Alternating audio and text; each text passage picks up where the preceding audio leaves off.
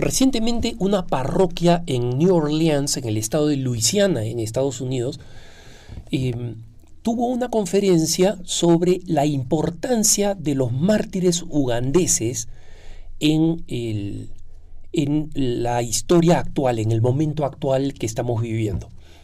Y esta conferencia fue en mediados de febrero, es decir, no coincidía con la celebración de los mártires ugandeses, ¿no? Pero esta conferencia fue muy interesante, tremendamente impresionante, porque estos mártires cuyos cuerpos están en la Basílica de los Mártires Ugandeses en Namugongo, en Kampala, en la capital de Uganda, fueron presididos por un acólito que se llamaba San Carlos Lwanga, ¿no? Y probablemente ustedes han oído hablar de él, San Carlos Lwanga y sus compañeros mártires, ¿no? ¿Cuál es la historia? ¿Por qué esta historia es importante, ¿no? En Uganda, a finales del siglo XIX, existía un rey, Mwanga, que era un pervertido homosexual, ¿no? Entonces iba por las calles de forma, digamos, imperial en Uganda, buscando jóvenes a los cuales violar, con las cuales tener relaciones sexuales, ¿no? Básicamente. Y además, digamos, de ser un depredador homosexual, buscaba jóvenes varones de edad temprana, no con adultos, sino con jóvenes y niños, ¿no? Y los primeros en oponerse, y este es, digamos, interesante porque los primeros en oponerse a estos deseos de este rey, del tirano Mwanga, existe fotografía de él, ¿no? Y fueron anglicanos, fueron los primeros que fueron ejecutados, simplemente porque los ingleses, en los territorios que controlaban en África, en Sudán, por ejemplo, en Kenia, en Uganda, para evitar los conflictos entre los misioneros, simplemente partieron los territorios diciendo ya, en este territorio van a hacer apostolado los anglicanos, en este territorio los católicos, y así distintas tribus en distintas regiones se fueron desarrollando en la tradición católica, la tradición anglicana o de otros protestantes, ¿no?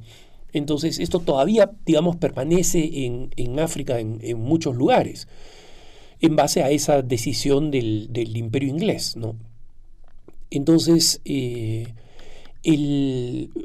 1885, 3 jóvenes anglicanos fueron desmembrados y quemados en una región que se llama Busega Natente, en Uganda, porque no habían querido ceder a las proposiciones del rey Mwanga, ¿no? Entonces, en general, en la costumbre tribal en Uganda, ¿no? Los que no estaban evangelizados creían que, bueno, ceder a los deseos del rey, sean heterosexuales o homosexuales, eran adecuados, ¿no? O sea, había que hacerlo simplemente.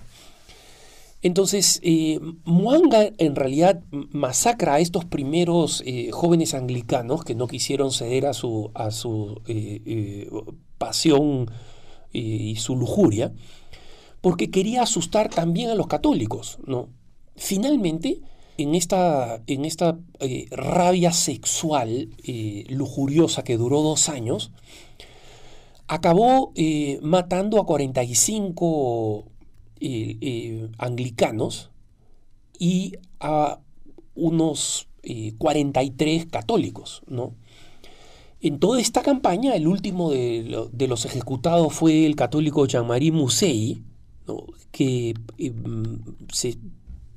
se consagró al Señor y antes de ser decapitado el 27 de enero de 1887. O sea, del 85 al 87 es esta persecución de mártires cristianos, ¿no? Los mártires católicos fueron beatificados por Benedicto XV en 1920 y fueron canonizados por Pablo VI el 18 de octubre de 1964, ¿no? Entonces, esta es importante porque en esta conferencia, dada en Nueva Orleans sobre la importancia de estos santos que no se celebran en febrero, ¿no?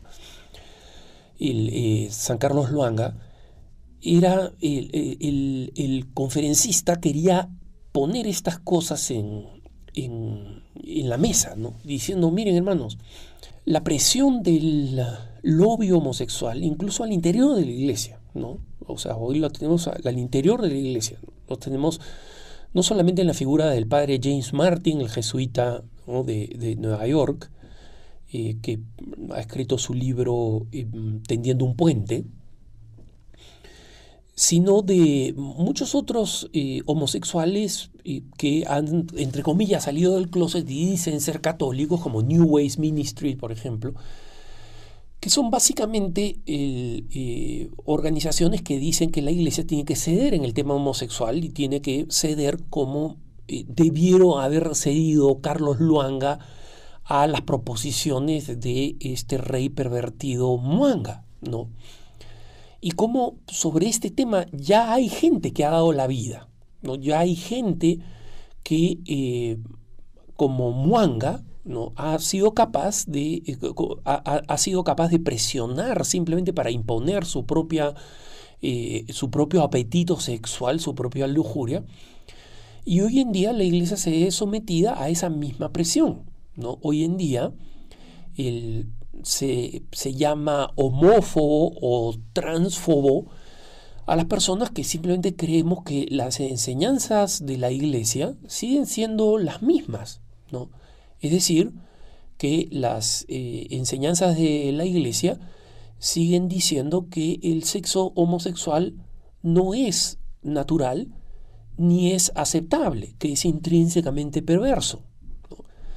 Y esto le cuesta aceptar al lobby homosexual como algo que puede ser sostenido por alguien, ¿no? Eso tiene que ser homófobo, cuando nosotros sabemos que el término fobia, cualquier fobia, es un rechazo incontenible, ¿no? Patológico, que debe ser tratado por un psiquiatra, ¿no? Entonces, cuando nos tildan de homófobos simplemente porque no creemos que los actos homosexuales son aceptables, nada que ver con la total dignidad de cualquier persona, con cualquier inclinación, la idéntica verdad y valor que tienen las personas, es el momento, ¿no?, en que nosotros tenemos que recordar a estos mártires ugandeses, porque recientemente, cuando hablaba sobre este tema en un punto de vista, en pocas horas de haber aparecido en YouTube, como ustedes deben haber notado y como muchos de ustedes me hicieron notar, YouTube sacó mi explicación de cuál es la postura de la iglesia respecto de la actividad homosexual, respondiendo a un muchacho que me preguntaba directamente si se podía ser, digamos, feliz viviendo un estilo de vida homosexual al interior de la iglesia. Y fue suspendido por YouTube bajo el término de incitar al odio. Es decir, la respuesta a un jovencito homosexual que está preguntando cómo se aplica la enseñanza de la iglesia, ¿termina afectando a quién? ¿A mí? No. Termina afectando a las personas que necesitan la ayuda y que la preguntan y la piden, ¿no?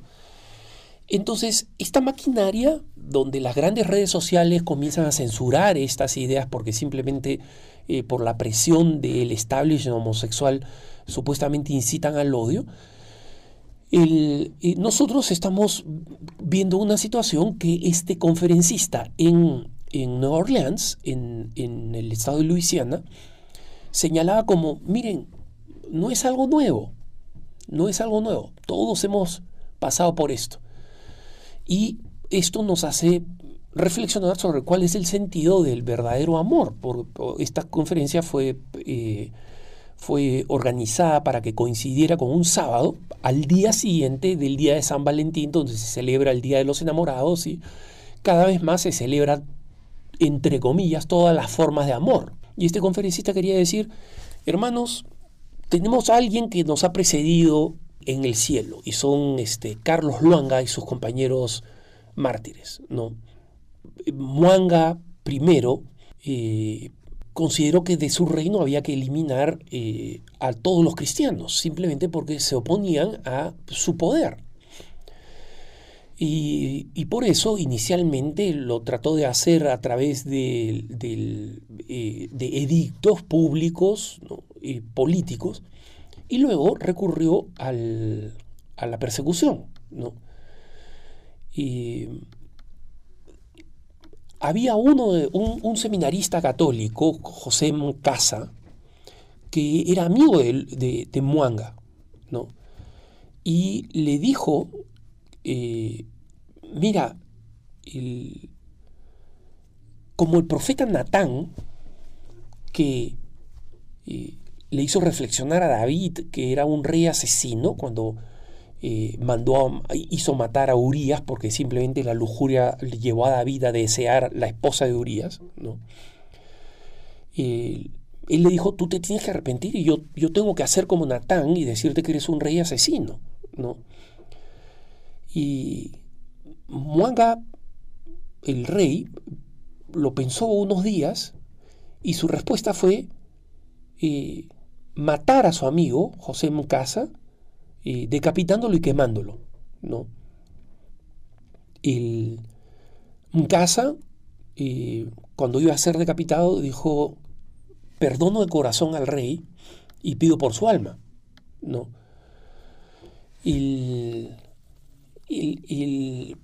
Ahí es cuando Carlos Luanga es traído a la corte, ¿no? Después de que matan a esto, Carlos Luanga es traído a la corte y él rechaza el acoso sexual del rey, ¿no?